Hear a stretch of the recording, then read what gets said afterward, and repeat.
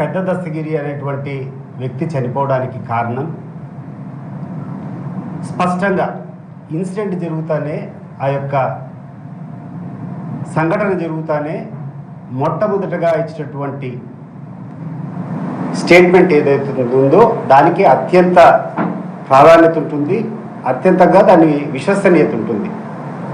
అంటే అది అప్పటి వరకు అడల్టరేషన్ అనేది జరగదు, ఎవరు కూడా దాన్ని కల్పితాలు చేసేదానికి అవకాశం ఉండదు. మీరు చూస్తే మొట్టమొదట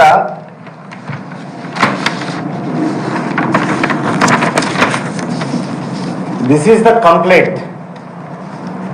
పెద్ద దస్తగిరి చనిపోతానే అక్కడటువంటి ప్రత్యక్ష సాక్షి ఈ సంఘటనకు కారణంలో ఒక వ్యక్తి వాళ్ళ కొడుకు చిన్న దస్తగిరి, వెంకట దస్తగిరి అంటారు అబ్బాయిని, ఆ అబ్బాయి ఇచ్చినటువంటి స్టేట్మెంట్ ఇది పోలీసులకు ఆయనకి ఇచ్చినటువంటి కంప్లైంట్.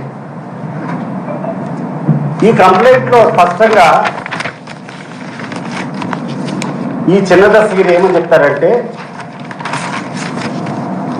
గౌరవనీయులు city RIMS police station CI గారికి నమస్కరించి కడప నగరం అలంకాన్పల్లి డోర్ నంబర్ 71/8 నివాసం ఉంటున్న కలమల్ల వెంకట దస్తగిరి, వయస్సు 17 సంవత్సరాలు, సన్ ఆఫ్ కలమల్ల పెద్ద దస్తగిరి అంటే చనిపోయినటువంటి వ్యక్తి రాయిస్తున్నటువంటి ఫిర్యాదు ఏమనగా, సార్ మేము దూదాకుల కులస్తులం, మా నాన్న రియల్ ఎస్టేట్ బ్రోకర్గా పనిచేస్తాడు, మా అమ్మ రమణమ్మ ఇంటి పనులు చూసుకుంటూ ఉంటుంది, మా తల్లిదండ్రులు మా అక్కలు నాగపద్మిని, రాగిని మరియు నేను మొత్తం 3 సంతానం. మా అక్కలు బీటెక్ చదువుతున్నారు, నాకు సరిగ్గా చదువు అవ్వక ఓపెన్ బిఏ మరియు ఇంటర్ కట్టి 2 సంవత్సరాలు పరీక్షలు రాశాను, ప్రస్తుతం ఖాళీగా ఉన్నాను. 4వ తారీఖు 4వ నెల 26 మా గ్రామంలో మారమ్మ జాతర జరుగుతుండగా రాత్రి ఊరేగింపులో నేను కూడా పాల్గొని అందరితో కలిసి డ్యాన్స్ చేస్తూ ఉండగా పొరపాటున నేను మా గ్రామస్తుడైన అవ్వారు వెంకీ మీద పడగా సదరు వెంకీ నన్ను తిట్టి చేయి చేసుకున్నాడు. దానితో నేను మా ఇంటికి వెళ్ళి విషయం మా వాళ్ళకు చెప్పగా మా నాన్న, మా చిన్నాన్న చిన్న దస్తగిరి మరియు ఇతర కుటుంబ సభ్యులు వెళ్ళి వారిని మందలించాము. ఈ సంఘటన తర్వాత వెంకీ మరియు అతని స్నేహితుడు మా మీద కక్ష పెంచుకున్నారు.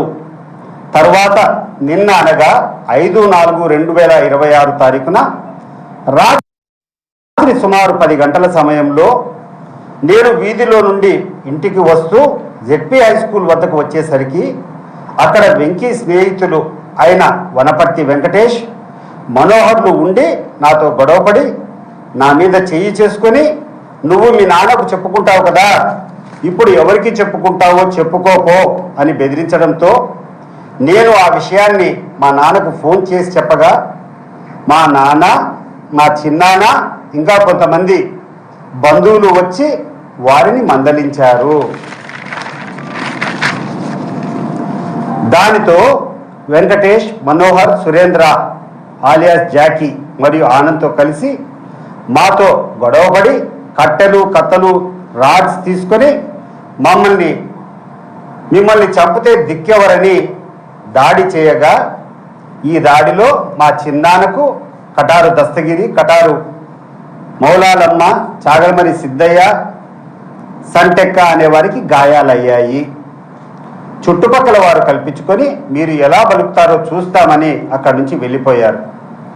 అంతటా గాయాలు పాలైన మా చిన్నాన్న మా ఇతర వ్యక్తులతో 108లో రిమ్స్కు తీసుకొని నేను, మా నాన్న, ఇతర కుటుంబ సభ్యులు తెలిసిన వాళ్ళు రిమ్స్ ఆసుపత్రికి వచ్చినాము. డాక్టర్ గారు చికిత్స భాగంగా ఎక్స్రే కోసం వేరే బ్లాక్లో పంపగా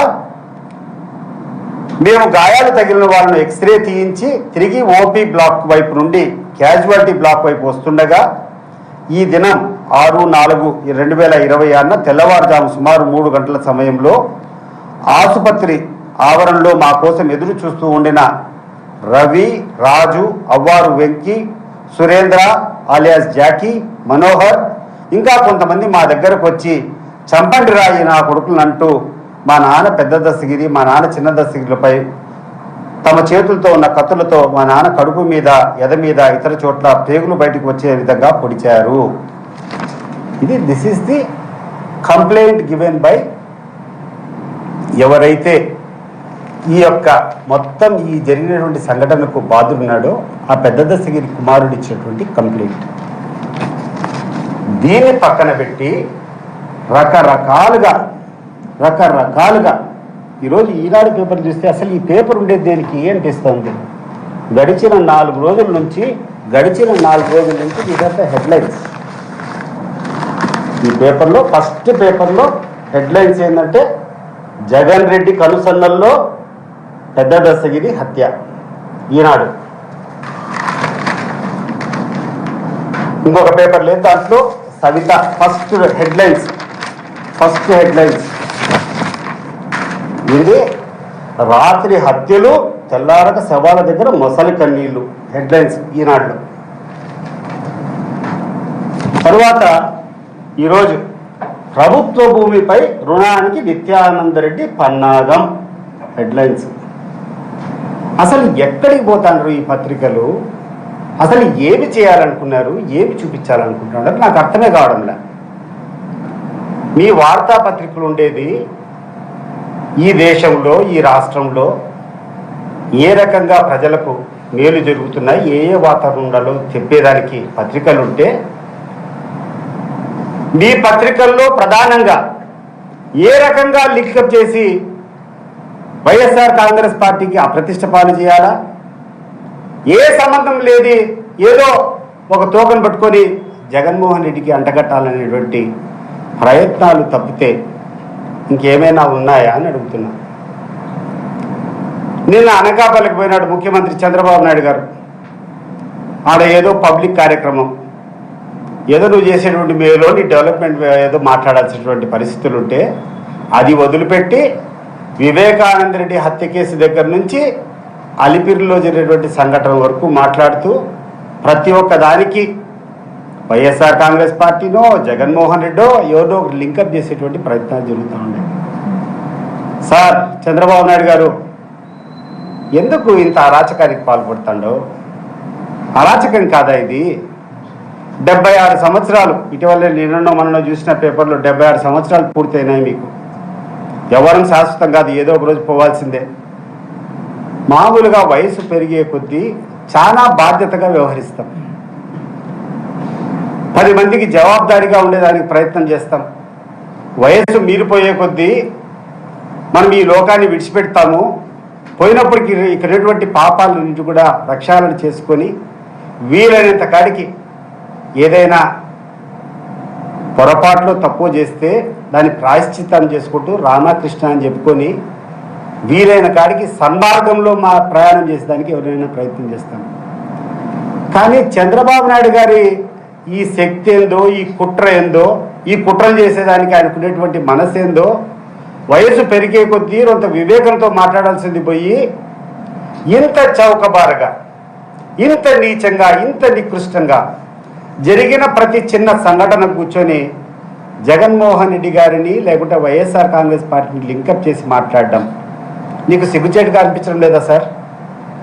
ఇక్కడైతే ప్రతి ఒక్కరు అనుకుంటాడు మా కడప జిల్లాలో ఇక్కడటువంటి ఈ ప్రాంతంలో ఎవరో దారిలో పోయినటువంటి ఒక హత్య జరిగితే దాన్ని కూర్చొని జగన్మోహన్ రెడ్డికి అంటగట్టేటువంటి ప్రయత్నాలు చేస్తున్నావే, ఇంతకంటే నీచమైన నికృష్టమైనటువంటి చేష్టలు నీ హోదాకు, ఈ రాష్ట్రంలో అత్యధికంగా ముఖ్యమంత్రిగా పనిచేసావు, నీ హోదా అది ఒకసారి గుర్తుపెట్టుకో. నువ్వు మాట్లాడేటప్పుడు నీ హోదాని స్థాయి గుర్తుపెట్టుకో, ఏం మాట్లాడుతున్నావు అనేది. ఇంత అత్యధిక కాలం ఈ రాష్ట్ర ముఖ్యమంత్రిగా పనిచేసి 76 సంవత్సరాల వయసు వస్తే అబద్ధాలు చెప్పేదానికి, జగన్మోహన్ రెడ్డి గారి నిందలు వేసేదానికి నీకు సిగ్గుచేటుగా లేదా సార్? నీకు ధైర్యం ఉంటే ముక్కుసూటిగా రా, జగన్మోహన్ రెడ్డితో పోరాటం చేయి. జగన్మోహన్ రెడ్డి గారు చేసినటువంటి సంక్షేమ పథకాలు కానీ, ఆయన చేసినటువంటి మేలు కానీ, ఆయన ఇచ్చినటువంటి హామీలు ఏ రకంగా నెరవేర్చినారో దానికి ధీటుగా నువ్వు చేయి. నువ్వు చెప్పినావు కదా, జగన్మోహన్ రెడ్డి గారు 2014లో అధికారంలోకి 19లో అధికారం రాకముందు ఆయన ఇచ్చేటువంటి హామీలు ఇచ్చినట్టు నువ్వు కూడా 2024లో అధికారం రాకముందు హామీలు ఇచ్చినావు. నీకు ధైర్యం ఉంటే అవి చెయ్యి. అవి చెయ్యలేక, అవి చేసేదానికి సాధ్యం కాక, ప్రజల దృష్టిని ఏమార్చేదానికోసం నువ్వు పన్నేటువంటి పన్నాగాలు ఈ రాష్ట్ర ప్రజలు గుర్తుపెట్టుకోలేకుండా ఉంటున్నారనుకుంటున్నావా? నీ కొద్దీ నీ పేపర్లు ఉన్నాయి, లేకుంటే నీకు ఒక మంత్రులు ఏదో మాట్లాడతారని చెప్పి కూర్చొని మాట్లాడి రకరకాల అభియోగాలు మోపుతున్నావే. దీంట్లో ఒక్కటైనా వాస్తవం ఉందా? దీనికి ఒకటే ఒక ఉదాహరణ ఇప్పుడు చూపించినటువంటి ఎఫ్ఐఆర్. ఆ ఎఫ్ఐఆర్ పక్కన పెడదాం. మీకు కావాల్సినటువంటి ఆంధ్రజ్యోతి. ఆంధ్రజ్యోతి అంటే చంద్రబాబు నాయుడు, ఆంధ్రజ్యోతి అంటే తెలుగుదేశం పార్టీ. ఆ రోజు హత్య జరిగినటువంటి రోజు మీ ఆంధ్రజ్యోతిలో వచ్చినటువంటి ప్రచురణ మీకే చూపిస్తున్నా. మీ ఆంధ్రజ్యోతిలో వచ్చింది క్లియర్గా. కాపు కాసి హత్య, మందలించాడని కక్ష పెంచుకున్నాడు. స్నేహితులతో కలిసి ఇంటి వద్దకు వెళ్ళి కత్తులతో దాడి, తిరిగి రిమ్స్లో కత్తులతో పొడి చేశారు. అన్న మృతి, తమ్ముడికి గాయాలు. ఇది ఎవరు రాశారు సార్? మీ ఆంధ్రజ్యోతి కాదా? జరిగిన ఇన్సిడెంట్ జరుగుతానే మీ విలేకరులు మీకు ఇచ్చినటువంటి వాస్తవం కాదా ఇది? దీన్ని మీ పేపర్లో రాయలేదా? కడపలో ఏదో చిన్న ఘర్షణ జరిగింది, లేకుంటే ఒక హత్యకు జరిగింది, అందరూ కూడా బాధ్యత వహించాలా, అందరూ కూడా బాధపడాల్సినటువంటి వ్యక్తి. ఈ సంస్కృతి నుంచి అందరం కూడా బయటపడాల్సినటువంటి అవసరం ఉంది. తప్పు చేసేటువంటి వాళ్ళను శిక్షించాల్సినటువంటి అవసరం ఉంది. తప్పు ఎవడు చేస్తాడో, ఎవడైతే చెడుదారుల్లో నడుస్తాడో వాళ్ళని శిక్షించేదానికి అందరూ కూడా ప్రయత్నం చేయాలి. దాన్ని పక్కదావ పెట్టించి నీకు అవసరమైనటువంటి నీ పొలిటికల్ గేమ్ కోసం రాజకీయంగా ఇంత దిగుజారుడుతనం ఈ తెలుగుదేశం పార్టీకి, చంద్రబాబు నాయుడు గారికి అవసరమా అని చెప్పి నేను అడుగుతున్నా. నీకు ధైర్యం లేదా? నువ్వు ఏదేందో పెద్ద పెద్ద మాటలు మాట్లాడినావు ఆ రోజు. సంపద సృష్టిస్తా, ఇది చేసేది, ఈ రాష్ట్రాన్ని అంతా బాగుపరుస్తా, అప్పులు చేయకుండా ఈ రాష్ట్ర ప్రజలకందరికీ కూడా మెరుగైన సంక్షేమ పథకాలు అందజేస్తా, ఇవన్నీ మాట్లాడేటువంటి వ్యక్తిని ఆచరణకు వచ్చే కొద్దీ ఏమీ చేయలేకుండా ఈ రాష్ట్రంలో ఉన్నటువంటి ప్రతి మహిళకు సంవత్సరానికి 15,000 ఇస్తా అని చెప్పినాం. 2 సంవత్సరాలు పూర్తయింది. ఎవరికన్నా ఇచ్చినావా? అది అడుగుతారని, అది ప్రశ్నిస్తారని వాడికి అవకాశం లేకుండా నీ అంతకు నువ్వే ఒక అజెండా నువ్వే తయారు చేసుకొని నువ్వు నీ హెడ్లైన్స్లో నీకు కావాల్సినటువంటి పేపర్లో జగన్మోహన్ రెడ్డిని అపకీర్తి తెచ్చే రకంగా వ్యాకరణలు రాయడం. నువ్వు చెప్పినావు ఈ రాష్ట్రంలో ఉన్నటువంటి నిరుద్యోగులకు అందరికీ కూడా ఉద్యోగాలు ఇస్తా, లేకుండా ఉంటే నిరుద్యోగ భృతి ఇస్తా అని చెప్పినావు. ఎక్కడైనా ఒకటికైనా ఇచ్చినావా? ఇవాళ నువ్వు ఇచ్చినటువంటి హామీల్లో ఒక్కటైనా సంపూర్ణంగా అమలైందా? అన్నిటికీ ఏదో ఒక కామా పెట్టడం, ఏదో ఒక క్లాస్ పెట్టడం, పక్కన పెట్టడం.